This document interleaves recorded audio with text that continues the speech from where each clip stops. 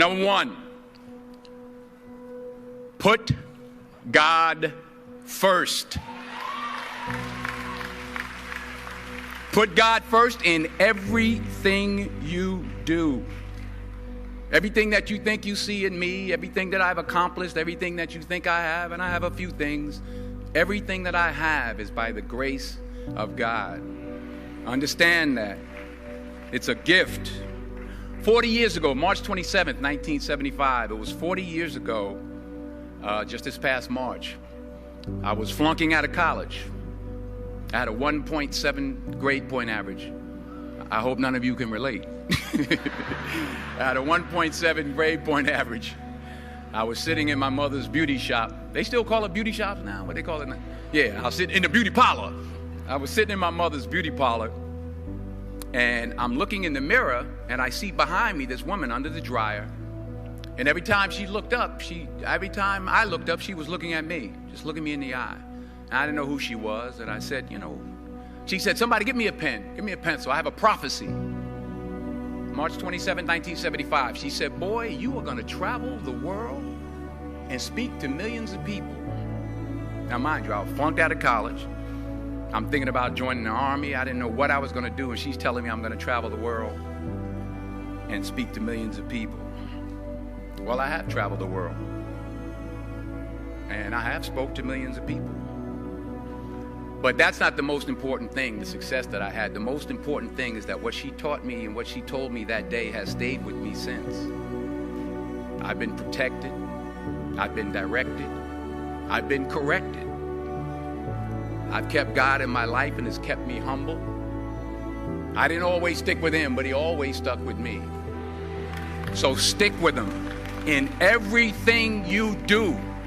If you think you want to do what you think I've done, then do what I've done and stick with God. Number two, fail big. That's right. Fail big. Today is the beginning of the rest of your life, and it can be very frightening. It's a new world out there. It's a mean world out there, and you only live once. So do what you feel passionate about. Take chances professionally. Don't be afraid to fail. There's an old IQ test, was 9 dots, and you had to draw 5 lines with a pencil within these 9 dots without lifting the pencil. The only way to do it was to go outside the box. So don't be afraid to go outside the box. Don't be afraid to think outside the box. Don't be afraid to fail big, to dream big. But remember, dreams without goals are just dreams, and they ultimately fuel disappointment. So have dreams, but have goals. Life goals, yearly goals, monthly goals, daily goals. I try to give myself a goal every day. Sometimes it's just to not curse somebody out. Simple goals, but have goals. And understand that to achieve these goals, you must apply discipline and consistency. In order to achieve your goals, you must apply discipline, which you have already done, and consistency every day, not just on Tuesday and miss a few days. You have to work at it every day. You have to plan every day. You've heard the saying, we don't plan to fail, we fail to plan. Hard work works. Working really hard is what successful people do. And in this text, tweet, twerk world that you've grown up in, remember, just because you're doing a lot more doesn't mean you're getting a lot more done. Remember that. Just because you're doing a lot more doesn't mean you're getting a lot more done. Don't confuse movement with progress. My mother told me, she said, yeah, because you can run in place all the time and never get anywhere. So continue to strive, continue to have goals, continue to progress. Number 3, you'll never see a U-Haul behind a hearse. I'll say it again. You'll never see a U-Haul behind a hearse. I don't care how much money you make, you can't take it with you. The Egyptians tried it. They got robbed. That's all they got. You can't take it with you. And it's not how much you have. It's what you do with what you have. We all have different talents. Some of you will be doctors, some lawyers, some scientists, some educators, some nurses, some teachers. Yeah, okay. Some preachers. The most selfish thing you can do in this world is help someone else.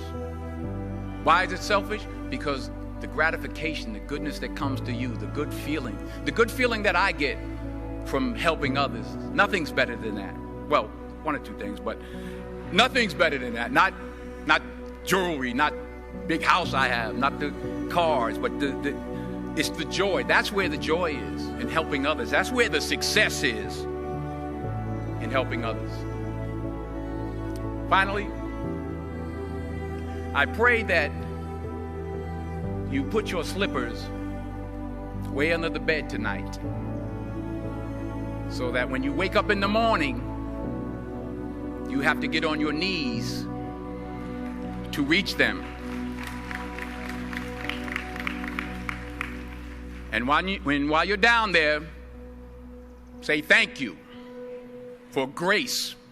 Thank you for mercy. Thank you for understanding. Thank you for wisdom. Thank you for parents. Thank you for love. Thank you for kindness. Thank you for humility. Thank you for peace. Thank you for prosperity. Say thank you in advance for what's already yours. That's how I live my life. That's why I am, one of the reasons why I am today. Say thank you in advance for what is already yours. True desire in the heart for anything good is God's proof to you, sent beforehand to indicate that it's yours already. I'll say it again.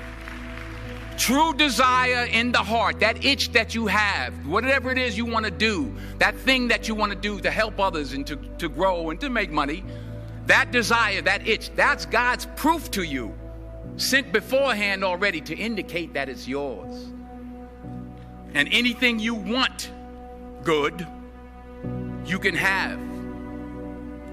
So claim it. Work hard to get it. When you get it, reach back. Pull someone else up. Each one, teach one. Don't just aspire to make a living.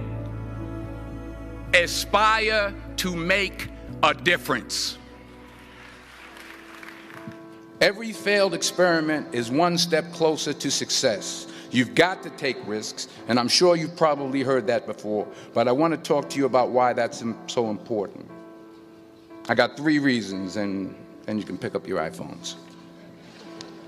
First, you will fail at some point in your life. Accept it. You will lose. You will embarrass yourself. You will suck at something. There's no doubt about it. And I know that's probably not a traditional message for a graduation ceremony, but hey, I'm telling you, embrace it, because it's inevitable. And I should know. In the acting business, you fail all the time. Early on in my career, I auditioned for a part in a Broadway musical. Perfect role for me, I thought, except for the fact that I can't sing.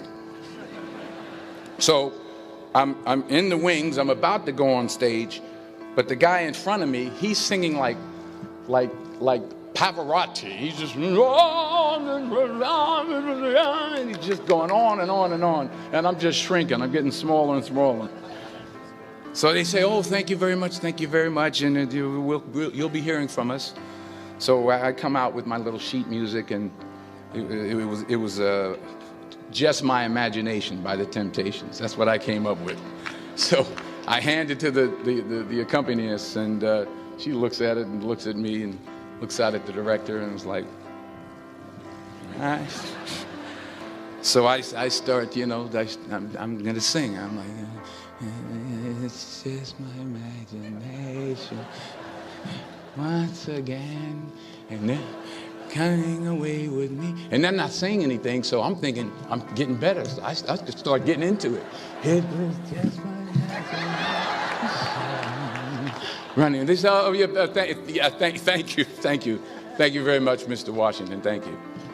So I assumed I didn't get the job. But the next part of the audition, he called me back. The next part of the audition is the acting part of the audition. So I'm like, hey, okay, maybe I can't sing, but I know I can act. So they pair me with this guy, and again, I didn't know about musical theater. And musical theater is big, so they can reach everyone all the way in the back of the stadium. And I'm more from a realistic, naturalistic kind of acting where you actually talk to the person next to you.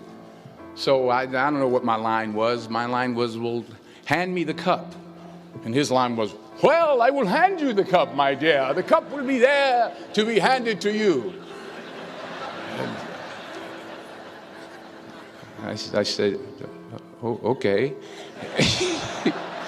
Well, should I give you the cup back? Oh, yes, you should give it back to me because you know that is my cup and it should be given back to me. I didn't get the job. But here's the thing. I didn't quit. I didn't fall back. I walked out of there to prepare for the next audition, and the next audition, and the next audition. I prayed. I prayed, and I prayed. But I continued to fail, and fail, and fail. But it didn't matter, because you know what? There's an old saying, you hang around the barbershop long enough, sooner or later you're going to get a haircut. So you will catch a break, and I did catch a break. Last year, I did a play called Fences on Broadway. Someone talked about it. Won the Tony Award. And I didn't have to sing, by the way. But here's the kicker. It was at the Court Theater. It was at the same theater that I failed that first audition 30 years prior. The point is, and I'll pick up the pace, the point is every graduate here today has the training and the talent to succeed.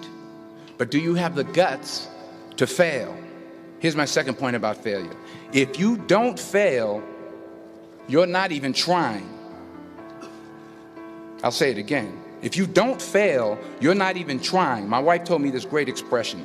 To get something you never had, you have to do something you never did. Les Brown's a motivational speaker. He made an analogy about this. He says, imagine you're on your deathbed, and standing around your deathbed are the ghosts representing your unfulfilled potential. The ghost of the ideas you never acted on. The ghost of the talents you didn't use. And they're standing around your bed, angry, disappointed, and upset. They say, we came to you because you could have brought us to life, they say. And now we have to go to the grave together. So I ask you today,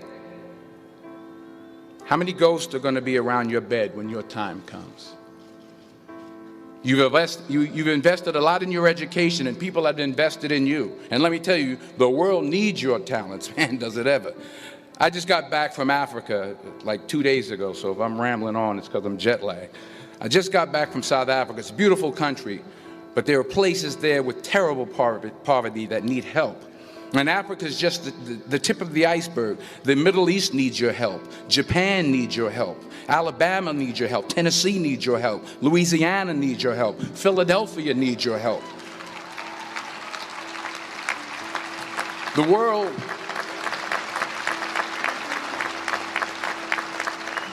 world needs a lot, and we need it from you. We really do. We need it from you young people. I mean, I'm not speaking for the rest of us up here, but I know I'm getting a little grayer. We need it from you, the young people, because remember this. So you got to get out there. You got to give it everything you got, whether it's your time, your talent, your prayers, or your treasures. Because remember this, you will never see a U-Haul behind a hearse.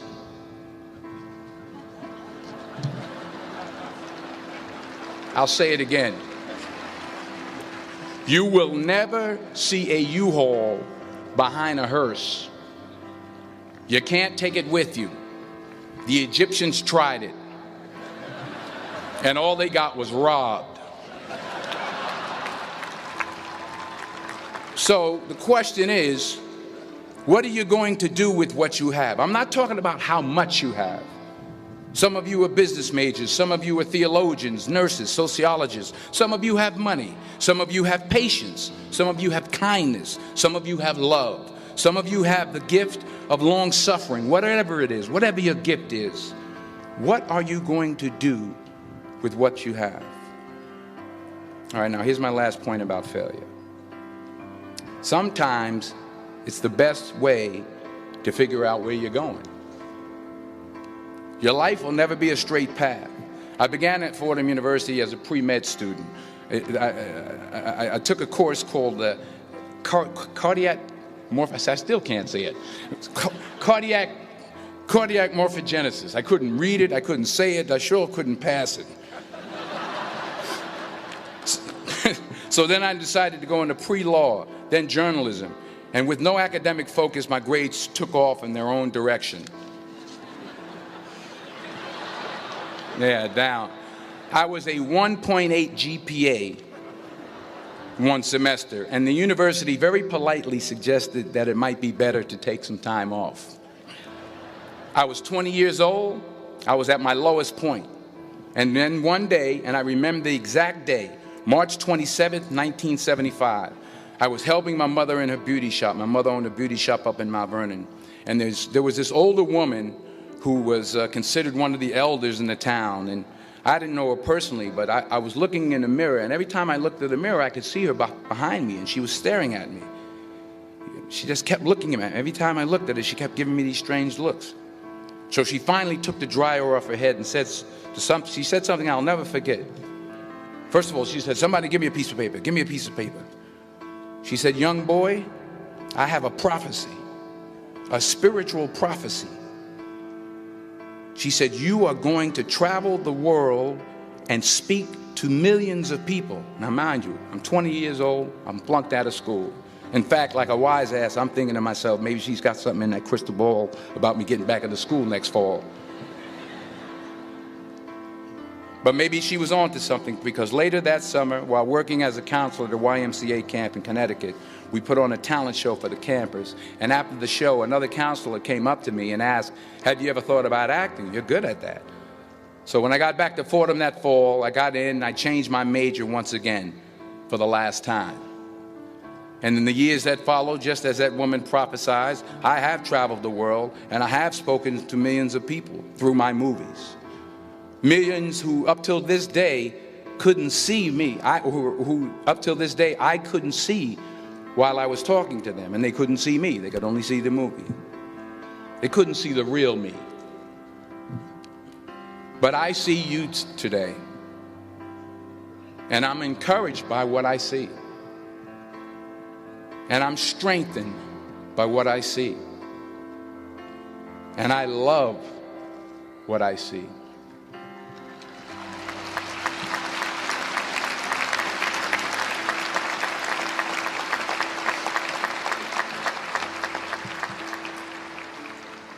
One more page, and I'll shut up. Let me conclude with this one final point, and actually the president kind of brought it up. It has to do with the movie Philadelphia. She stole my material. Many years ago, I did this movie called Philadelphia. We filmed some of the scenes right here on campus. Philadelphia came out in 1993. Most of you were probably still in diapers. Some of the professors, too. But that cracked me up. But it was a good movie. Rent it on Netflix. It's a good movie. Rent it. I get 23 cents every time you rent it, please. Rent it. True. Parents up there, rent it. Netflix, please. Tell your friends too. It's about a man played by Tom Hanks who's fired from his law firm because he has AIDS. He wants to sue the firm, but no one's willing to represent him until a homophobic ambulance chaser lawyer, played by yours truly, takes on the case. In a way, if you watch the movie, you'll see everything I'm talking about today. You'll see what I mean about taking risk or being willing to fail. Because taking risk is not just about going for a job. It's also about knowing what you know and what you don't know. It's about being open to people and to ideas. In the course of the film, the character I play begins to take small steps, small risks. He very, very, very slowly begins to overcome his fears. And I feel ultimately his heart becomes flooded with love. And I can't think of a better message as we send you off today. To not only take risks, but to be open to life, to accept new views, and to be open to new opinions, to be willing to speak at a commencement at one of the best universities in the country, even though you're scared stiff. While it may be frightening, it will also be rewarding. Because the chances you take, the people you meet, the people you love, the faith that you have, that's what's going to define you. So members of the class of 2011, this is your mission. When you leave the friendly confines of Philly, never be discouraged, never hold back, give everything you got. And when you fall throughout life, and remember this, fall forward.